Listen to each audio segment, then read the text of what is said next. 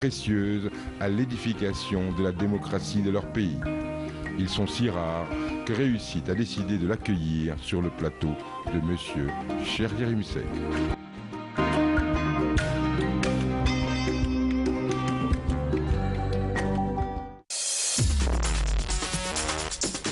Cellou Dalein Diallo, n'en déplaise à votre modestie, je vais lire une lettre que le 21 décembre 2010, Ban Ki-moon, le secrétaire général des Nations Unies, vous a adressée. Cher M. Diallo, je tiens à vous louer pour la dignité avec laquelle vous avez mené votre campagne électorale et pour les grandes qualités de dirigeants et d'hommes d'État que vous avez exhibées dans vos discours prononcés suite à l'annonce des résultats définitifs de la récente élection présidentielle. Dans l'intérêt de la paix, vous avez choisi de mettre votre pays au premier plan en décidant de respecter le jugement de la Cour suprême. Votre comportement est le reflet de votre engagement ainsi que de celui de votre parti en faveur de la construction et de la consolidation de votre démocratie naissante, non seulement pour les pays d'Afrique de l'Ouest, mais aussi pour le monde. Je vous encourage à maintenir vos efforts pour assurer un avenir plus radieux pour votre pays. Quel effet vous font ces mots? J'étais réconforté. Je n'ai pas pris la position que j'ai prise pour recevoir des compliments ou des soutiens du secrétaire général des Nations Unies, mais j'étais heureux et fier de constater qu'il mesure la portée de mon acte et qu'il me félicite pour cette position que j'ai prise. Monsieur Cellou Dalein Diallo, votre sens de l'élégance et l'acte de dignité que vous avez posé dans un contexte où vous auriez pu, avec des arguments, contester les résultats, justifie aujourd'hui qu'on vous reçoive dans Réussite. Réussite est une émission qui tend à mettre en exergue les Africains comme vous qui, de par leur comportement, font avancer les choses dans notre continent. Monsieur Diallo, au premier tour de l'élection présidentielle, vous avez eu 43% des voix. Et n'eût pas été l'annulation des 400 000 voix d'une des communes de Conakry, vous auriez été élu dès le premier tour. Qu'est-ce que vous pensez de cet état de fait? D'abord, il faut dire que l'annulation des voix de la circonscription de Ratoma, qui est la deuxième circonscription électorale du pays, m'a apporté des préjudices non négligeables. J'aurais pu passer effectivement au premier tour. Ratoma n'a pas été la seule circonscription qui a été annulée, il y a eu d'autres. Donc je me suis encore une fois incliné en raison de mon attachement à un certain nombre de valeurs et des engagements antérieurement pris, et de respecter les institutions de mon pays, même si très souvent on déplore la fragilité des institutions en Afrique. Il faut bien qu'il y ait des repères. Donc j'ai accepté d'aller au deuxième tour, je n'ai pas revendiqué la prise en compte de Ratoma, alors que c'est l'adjoint du directeur général, du président de la CENI qui était venu à lever les documents de Ratoma et qui ne seraient jamais transmis à la Cour suprême. Monsieur Diallo, au premier tour de l'élection présidentielle, vous avez eu près de 44% des voix. Vous étiez opposé au second tour à Alpha Condé qui en avait 18%. Au finish, vous avez perdu l'élection. Pensez-vous logique le résultat final? Non, il n'y a aucune logique là-dedans. De toute façon, je n'ai pas perdu en réalité les élections. Grâce à la fraude qui a été organisée à une grande échelle, grâce à la position partisane des autorités de la transition, eh bien, le vainqueur déclaré a été M. Alpha Condé. Mais tout le monde sait que lorsqu'on a des indicateurs comme ceux-là, que vous venez de citer, 44% au premier tour, alors que le faiseur de roi, en l'occurrence Sidia Touré, le quatrième dans la liste, le cinquième, pardon, Abessila, s'était joint à moi. Ils ont totalisé sur les résultats provisoires près de 20% des suffrages exprimés, plus 44%. C'est évident que le risque de perdre cette élection était quasi nul. N'eût été naturellement la fraude et la position partisane prise par les autorités de la transition. C'était visible et nous avons dénoncé ça, mais on n'a jamais été entendu. Au finish, vous avez accepté le résultat de l'élection. Pourquoi? Oui, tout en déplorant l'attitude de la Cour suprême. Parce qu'en Afrique, il y a cette question de l'indépendance et de la neutralité des institutions qui se pose un peu partout. Ce n'est pas seulement en Guinée. Nous avions réuni des dossiers solides avec des preuves irréfutables de fraude. Nous avons fait toutes les photocopies, nous avons transmis des cartons et des cartons à la Cour suprême. La Cour suprême n'a pas cru devoir examiner nos réclamations. Et si bien qu'elle a confirmé sans aucune modification les résultats provisoires est proclamé par la CENI. Nous avons déploré cet état de fait et nous avons néanmoins décidé de nous conformer à la décision de la Cour suprême. Pourquoi? C'est votre question. La première des choses, nous avions pris un engagement à plusieurs reprises, que ce soit le protocole d'entente de Ouaga, que ce soit devant le général Sekouba, de respecter la décision de la Cour suprême, quelle qu'elle soit. Mais nous nous battons aussi pour des valeurs. Nous sommes décidés de nous engager en politique pour défendre la paix, pour promouvoir l'unité et la fraternité des Guinéens. Nous ne voulions pas engager la Guinée sur le chemin de la violence, aux conséquences incalculables. Les tensions étaient fortes. Il y avait un climat de tension créé depuis l'affaire d'empoisonnement du RPG. On avait accusé la communauté Peul d'avoir empoisonné les militants du RPG, ce qui avait provoqué des violences que vous connaissez en Haute-Guinée, en forêt, notamment à Sigiri et à Koursa, où une véritable chasse à l'homme a été organisée contre les ressortissants d'une communauté qui était perçue comme vraiment responsable de cet empoisonnement qui n'était pas du tout fondé. Donc, en raison de mon souci de respecter les valeurs républicaines, de ne pas être à l'origine de violences qui pouvaient déboucher sur la guerre civile dans notre pays, j'ai décidé avec mes collaborateurs de me conformer à la décision de la Cour suprême, respectant ainsi la parole donnée qui est une digne de valeur qui m'est très chère. L'acte de fair play que vous avez posé au bout de ce processus mérite l'exemple, mais ça ne règle pas le problème de fond en Guinée. Est-ce qu'il y a un problème Peul en Guinée?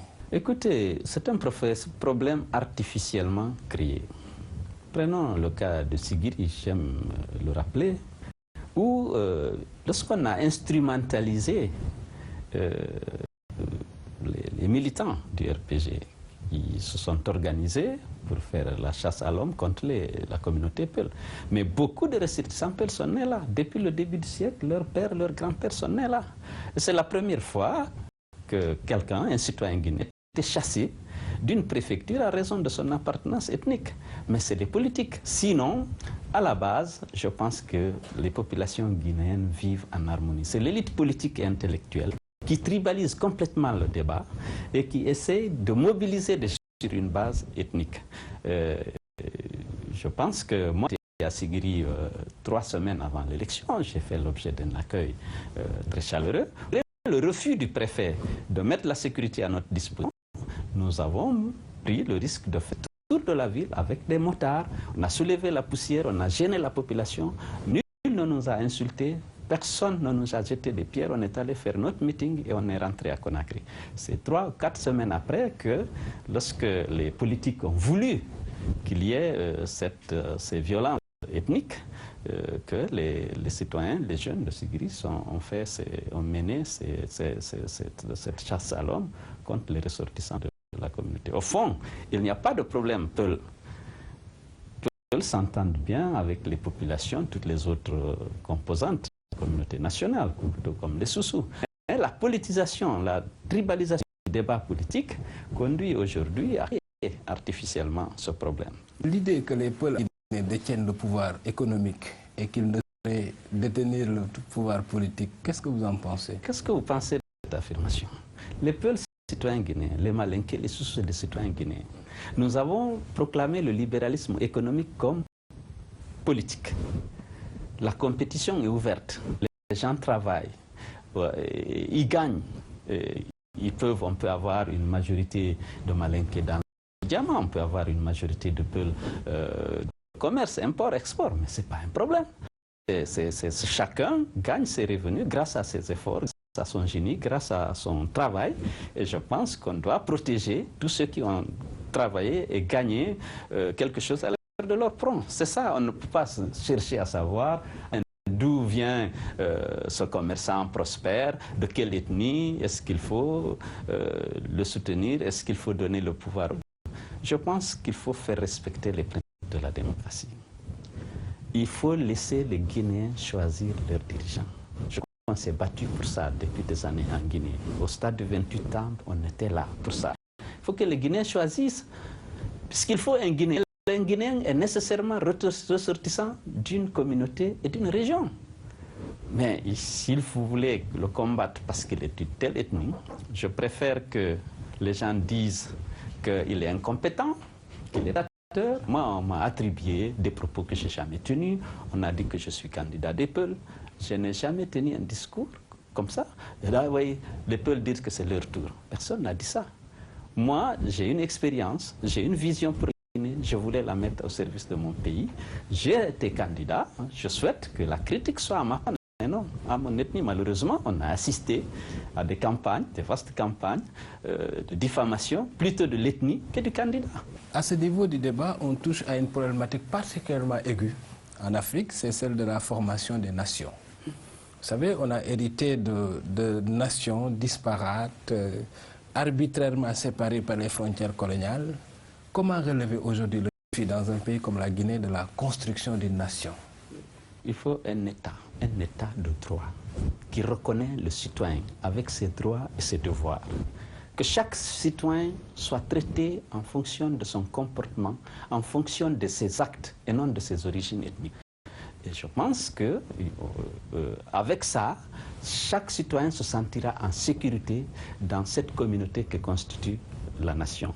Si l'État, le gouvernement a un rôle important à jouer en se montrant au-dessus de la mêlée, en veillant à ce que la loi s'applique dans tous les cas et que les droits et les libertés de chaque citoyen soient respectés. Ça, c'est déjà une condition première. Ensuite, compte tenu de tout ce qui a été créé, de cette histoire que vous connaissez de notre pays, de la Guinée, il y a une politique de réconciliation qui doit être menée par le gouvernement, quel que soit le gouvernement, pour rassurer les gens que le gouvernement n'est pas là au service d'une communauté ou d'une région, qu'il est au service de la Guinée. Il faut restaurer la confiance entre les communautés. Il faut restaurer la confiance entre l'État et les citoyens. Aujourd'hui, il y a des suspicions, il y a des préjugés. On s'interroge toujours sur la neutralité et l'impartialité du gouvernement. Est-ce qu'il ne visera pas à favoriser les ressortissants de la communauté du président ou de la région du président? Il faut que les actes posés montrent que le président de la République est vraiment un homme au-dessus de ces mesquineries-là et qu'il cherche à traiter, à tenir plutôt la balance égale entre les ethnies, entre les régions et veiller à ce que tous les citoyens jouissent pleinement de tous leurs droits. Seydou Dalein Diallo, vous êtes l'un des plus vieux crocodiles du barigo politique guinéen. Vous avez été de façon ininterrompue pendant 10 ans ministre des Télécoms, ministre de l'Équipement, ministre de la Pêche, ministre de l'Environnement, Premier ministre. Qu'est-ce que vous avez fait pour la Guinée au bout de ce parcours? J'ai fait beaucoup de choses. J'ai essayé de mériter la confiance qui était placée en moi par le général Lansana Conté. Et les secteurs qui m'ont été confiés, vous pouvez vérifier partout. J'ai laissé des traces indélébiles. Je suis resté plus longtemps au ministère des Transports et des Travaux publics. J'ai essayé de moderniser les infrastructures routières dans le pays. Les exemples sont là.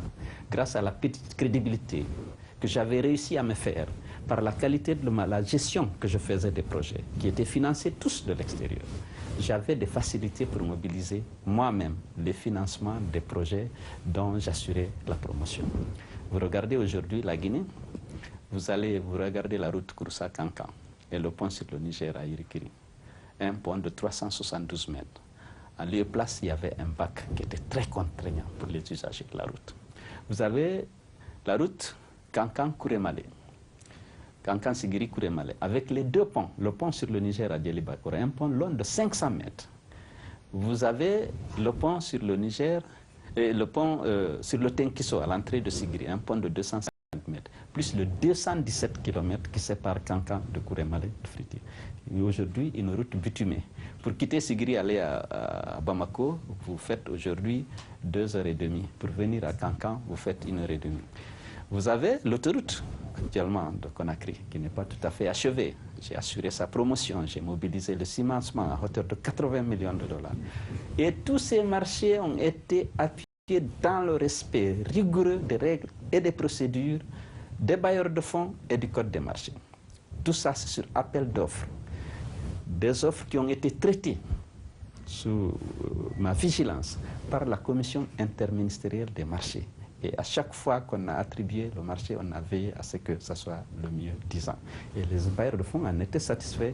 L'Union européenne considérait que j'étais l'un des ministres les plus performants de la sous-région en termes de consommation dans le respect des règles des crédits octroyés par le pays. Si bien que j'avais des facilités pour mobiliser des ressources pour financer mes projets. Le pont sur la Fatala, où il y avait un bac qui gênait énormément la circulation et les usagers de la route. On a pu le financer à hauteur de 30 millions d'euros grâce au Fonds européen de développement. Et on a suivi son exécution et dans le respect des délais et des budgets. Tous ces projets-là, j'ai veillé personnellement avec mes collaborateurs à ce que ces projets soient exécutés dans le respect strict des délais et des budgets. Et je pense que les choses sont là. Vous avez la route série 12 Récoré-Lola avec le pont sur le Diani où il y avait un bac aussi qui a été éliminé. J'avais fait de l'élimination des bacs et de leur remplacement par des ponts en dur un des objectifs de la politique du gouvernement dans mon secteur. Et ça, je l'ai presque réussi à 100%.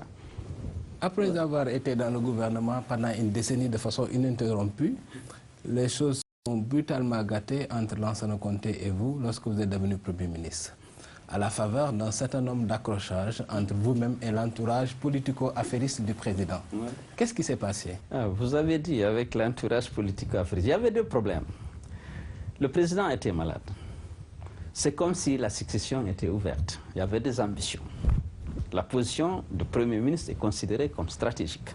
C'est une position qui peut compter, d'une part. Et d'autre part, pour redresser l'économie guinéenne, il fallait prendre des mesures qui touchaient des intérêts de gens importants dans le système.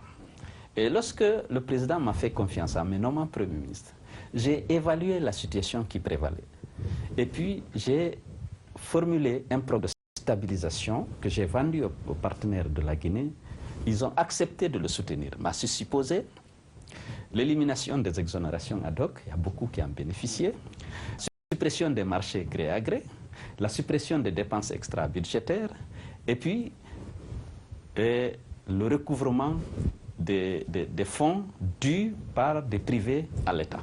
Ça a touché beaucoup d'intérêt parce que il y avait un laxisme, il y avait un laisser-aller. Le président m'a donné le feu vert, j'ai commencé, j'ai arrêté.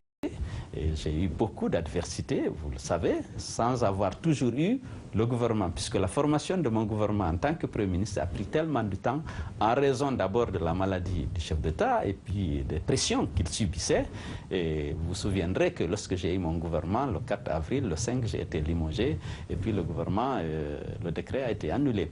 Donc j'avais affronté beaucoup d'adversités, avec beaucoup de courage, avec le soutien des partenaires au développement et du peuple de Guinée. Parce que les Guinéens observaient, parce que les gens se demandent souvent d'où vient mon capital politique. Mais le courage avec lequel j'avais affronté la mafia à l'époque, et où j'ai voulu vraiment redresser l'économie, et comme les Guinéens font attention, lorsque j'ai été limogé, c'était un choc, parce qu'on a considéré que j'étais sur le front du redressement de l'économie guinéenne et que j'étais victime plutôt de la mafia.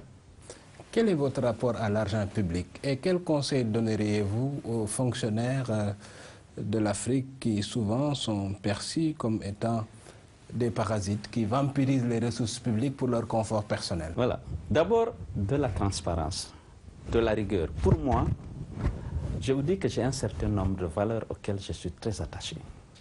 Je n'aime pas trahir une confiance. Ça m'a beaucoup aidé parce que vous avez suivi les audits dont j'ai été l'objet, avec de tous les pouvoirs. Aller auditer, c'est lourd, il a fait 10 ans, il est riche. On n'a jamais d'abord mis en évidence ni ma richesse, et tous les audits qui ont été faits, on n'a jamais mis en cause ma gestion. Pourquoi? Parce que je gère toujours dans le respect des règles, des procédures et dans la transparence. C'est la meilleure manière d'abord de se protéger soi-même, mais aussi d'avoir la crédibilité auprès de tes collaborateurs. Parce que c'est extrêmement important. La plupart de ceux qui ont été mon collaborateur, venant de toutes les régions, me rejoignent au parti parce qu'ils savent sur la base de quels critères je procède aux arbitrages.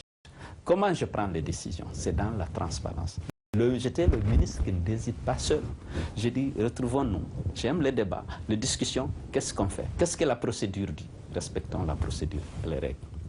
J'ai géré des fonds importants, indirectement ou directement, mais j'ai toujours respecté les règles. Vous pouvez voir tous les marchés qui ont attribué dans mon secteur, que ce soit au titre des investissements routiers, que ce soit au titre de l'entretien routier. Tout cela se fait sur appel d'offres, conformément aux dispositions pertinentes du Code du marché guinéen. Et ça protège, et puis ça protège d'abord le responsable de la gestion, mais ça protège aussi les collaborateurs et les fonds publics. Monsieur Diallo, vous l'avez dit, vous avez géré des sommes très importantes, si importantes que beaucoup ont du mal à croire que vous n'êtes pas riche.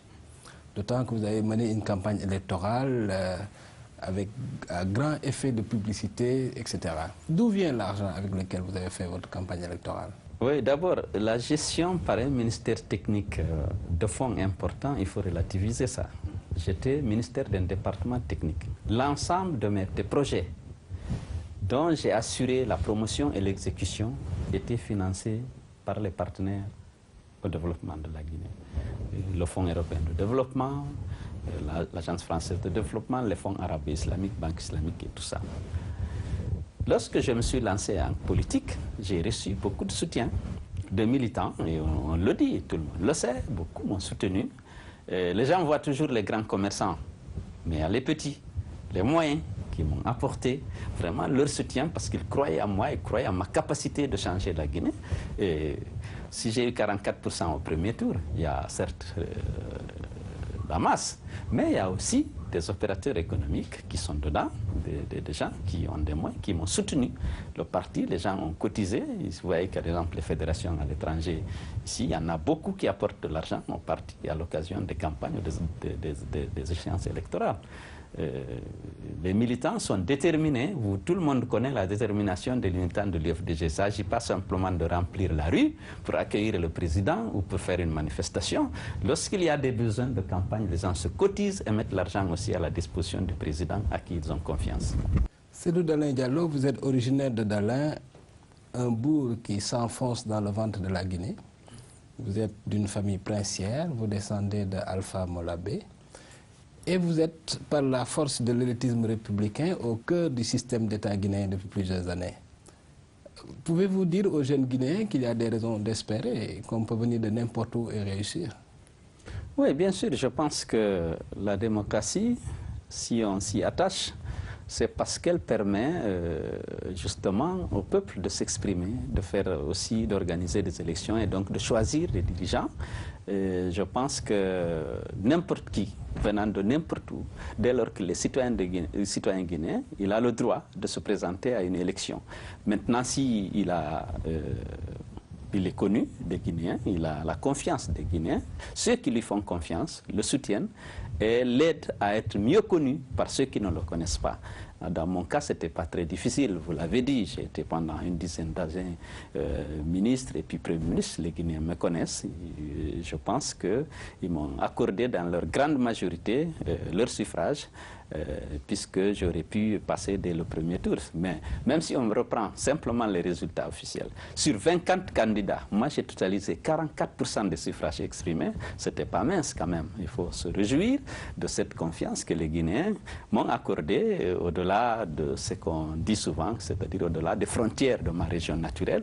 On a rappelé tout à l'heure, il y a partout, dans beaucoup de circonscriptions, où j'ai été premier ou en tout cas deuxième, après celui qui était originaire de cette région. Et je tiens à féliciter, vraiment à exprimer ma gratitude à tous les Guinéens qui m'ont fait confiance et je leur demande de rester mobilisés, qu'on va effectivement, on va réussir notre entreprise de conquête du pouvoir et surtout de changement auquel les Guinéens aspirent tous. Dans le contexte d'une Guinée que certains disent maudite, pensez-vous qu'il y a des motifs d'espoir pour la jeunesse? Oui, bien entendu. Je pense qu'il y a deux problèmes en Guinée. Vous connaissez la Guinée, c'est un scandale. Alors vous pouvez dire un scandale géologique en raison des richesses minières du pays. Vous pouvez dire un scandale hydroélectrique parce que le potentiel hydroélectrique de la Guinée est immense.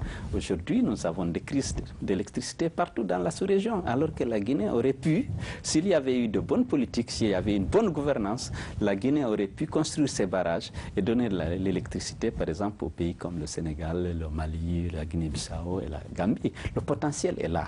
Ce qui a manqué, c'est la vision. Ce qui a manqué, c'est la volonté politique réelle d'améliorer la gouvernance pour qu'on puisse mobiliser les ressources nécessaires à la réalisation des différents barrages, par exemple dans le secteur de l'électricité. Mais le potentiel guinéen n'est pas hydroélectrique ou minier. Vous connaissez bien la Guinée, c'est le pays où il plaît le plus dans la sous-région. Conakry est le point de la côte ouest africaine où il plaît le plus. Vous avez beaucoup d'eau, c'est le château d'eau de l'Afrique, mais vous avez aussi des ressources humaines dispersées à travers le monde, qui ont des compétences, qui ont des expériences. Si la Guinée s'ouvre réellement à ses enfants, si des bonnes politiques sont menées, si on réussit la véritable réconciliation à laquelle nous on pense à l'UFDG, il n'y a pas de raison que la Guinée s'en sorte et il y aura un impact considérable dans la sous-région parce que nous sommes un peu au centre. Cellou Dalein Diallo, le jour où vous quitterez cette terre à l'âge de 150 ans, que voudrez-vous que vos compatriotes retiennent de vous? Un homme attaché à des valeurs, un homme à des intérêts. Je suis attaché à la parole donnée, je suis attaché à la reconnaissance. Je n'aime pas l'ingratitude, je n'aime pas l'injustice, je n'aime pas la discrimination fondée sur l'ethnie, fondée sur des valeurs subjectives. Je souhaite que chaque homme ne soit jugé qu'à travers ses actes, qu'à travers son comportement, et non à travers son origine, son ethnie, ou ce que furent ses parents ou ses ancêtres. Cellou Dalein Diallo, je vous remercie. Merci, M. Yérim Seck. Vous l'aurez compris, chers téléspectateurs, Réussite, c'est aussi cette émission qui reçoit les hommes politiques qui font avancer les choses dans leur pays. Aussi bien la démocratie, les droits de l'homme, la vie économique, la vie culturelle, bref, tous les aspects, toutes les dimensions de l'évolution de nos sociétés. À bientôt, dans 15 jours, même heure, même chaîne, même émission. Au revoir.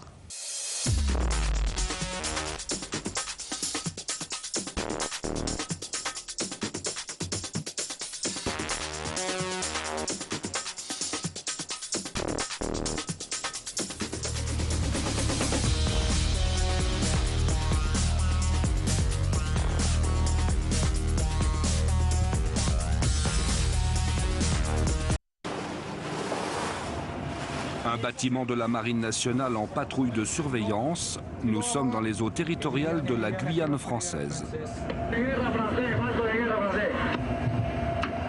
On va envoyer une équipe à bord pour contrôler, préparer tous les documents. Puissance du moteur, 350 chevaux, c'est un inboard.